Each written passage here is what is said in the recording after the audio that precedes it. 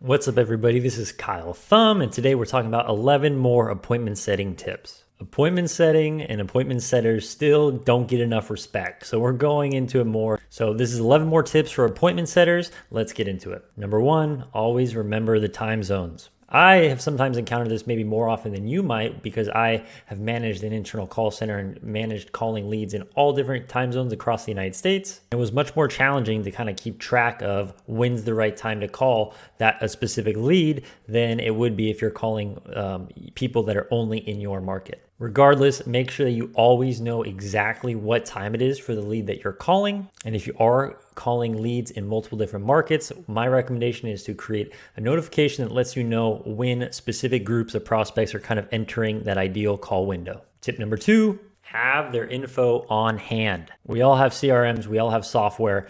Have their information up on your screen when you're talking to them. If you want to piss off your prospects, ask them the questions that they already filled out a form to give you the answer to. If you absolutely must ask a question that you think you've already asked before, ask it in a way that you can confirm their information. Hey, I think I already asked you this, but can you just confirm for me, is your address 12345 Main Street? To be successful at booking appointments on the phone, we have to be professional. Never make your customers feel like you are wasting their time. Tip number three, avoid being seen as pushy. So according to HubSpot, 17% of salespeople think that they are pushy, but 50% of prospects think that salesmen are pushy. So obviously there's a disconnect, and 33% of salespeople are pushy and they don't even know it. As salespeople, as people who are trying to influence others, getting someone to take action is one of the most important aspects of our job. The key is that we have to know the time that we're able to push them. So focus on building rapport, building value, and qualifying the prospect. Once you've done that and you've built that value, you have that rapport, you've qualified them, that is when you're able to get a little bit pushy and push them into an appointment. If you come off as pushy before you've built that relationship or provided any value, then you're going to have people that aren't going to make it very far into your appointment conversation, and you're going to have a much lower appointment setting percentage. Tip number four, use software. Software is an incredible way for you to enhance your appointment setting process. The key with software is to keep it simple and focus on the most impactful tools that are available to you. My favorite uses for software is voicemail drops, automatic text messages, automatic phone calls, and a power dialer. So if you want to learn more about my software of choice, check the links in the comments. Tip number five, be specific. We must be specific when communicating with prospects. Leverage either or questions so that we're able to make it easy for them to clarify their answers. Because when we're specific and we're skilled at getting our prospect to give us the specific answers that we're looking for,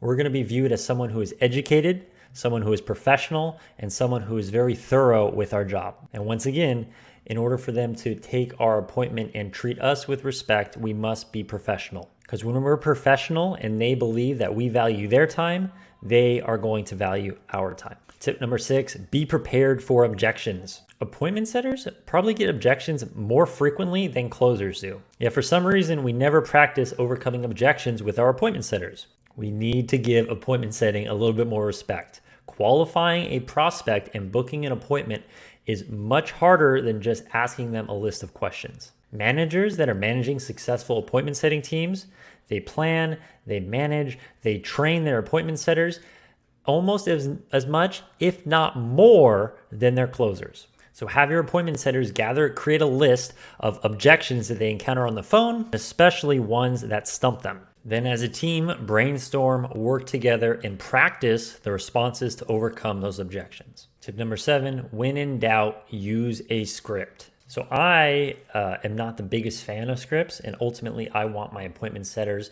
and my appointment setting team to be confident and skilled and experienced enough that I know that they can close an appointment without using a script at all. With that said, inexperienced setters, it's very easy for them to get off track or for them to let the prospect take control of the conversation. Even if they don't follow it word by word, it helps for them to have kind of an outline of the typical conversation, remind them what the ultimate goal is. If someone is struggling to produce and they're just kind of getting off track and you listen to their calls and they're not doing very well, then a lot of times at that point, I make them and force them to stick to the script until they get a little bit more comfortable and they're starting to see success again. Tip number 8, confirm that the prospect has time. This one might be a little controversial, and you'll probably see other people on YouTube even that disagree, and they say don't ask your prospect if they have a minute or if they have time, because it's giving them an easy opportunity to say no. And while that is true, and we don't want to give them an easy out really early in the conversation, a lot of times when I'm calling warmer or hot prospects that are expecting my call, I find that this is the best approach to start the conversation. The reason we do this is because we're respecting our prospects, we're respecting their time, and the only way that it works, we want to make it easy for them to say yes. We also are asking for something very, very small. We're not asking for a 30-minute conversation, a 15, 10, even a 5-minute conversation. I only ask for 1 or 2 minutes of their time. Hello, Mr. Prospect. This is Kyle getting back to you. I wanted to give you the information that you requested.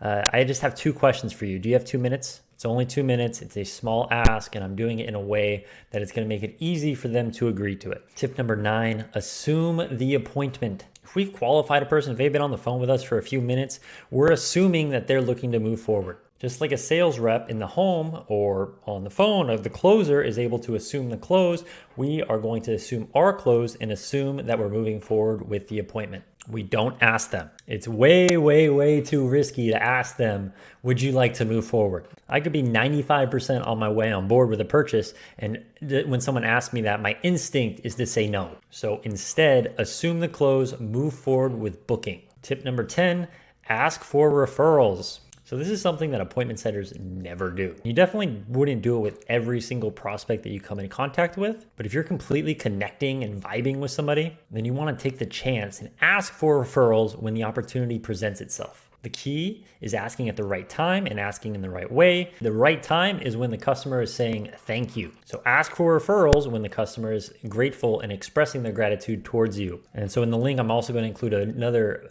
link to a video that I made on how to get better referrals. Tip number 11, be empathetic. We want to acknowledge their concerns. We don't want to be interrupting them when they speak. If there was one single takeaway that you could take away from this video, it should be empathetic with your prospect. Respect them and listen to them and listen to what they're actually saying. Because as we've gone over now for 22 tips, qualifying someone is much more than just going through a survey. Be empathetic. Respect them and their time, be professional and courteous, and be confident, because when you combine those things and you're able to start practicing these things more consistently, you're going to book more appointments, close more deals, and have a much bigger impact on the people that you're working with and on your business. So that was 11 more tips on how to book appointments. My name is Kyle Thumb, and let's go out there and grow.